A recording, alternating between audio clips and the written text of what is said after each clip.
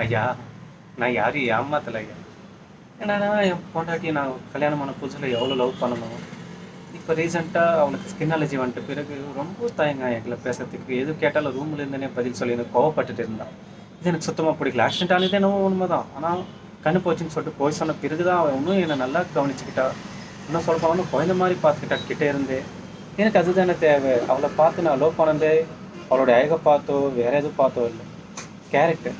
அவங்க அப்பாவை பார்த்தீங்கன்னா கேரிங் அந்த லவ் அது எனக்கும் கிடைக்கணும். அந்த லவ் அந்த உண்மையான பாசம் எனக்கும் கிடைக்கணும்னு சொல்லிட்டு தான் லவ் பண்ணினேன். அவங்க அப்பா எனக்கு கல்யாணம் பண்ணி தந்ததோ என்னுடைய பணம் செலவு பார்த்தோ என் காரை பார்த்தோ இல்லை. என்னுடைய நல்ல மனசு நல்ல கேரக்டராக இருக்கிற பையன் நம்ம பொண்ணை நல்லா பார்த்துப்பான்னு சொல்லிட்டு தைரியத்தை தான் தந்தார்.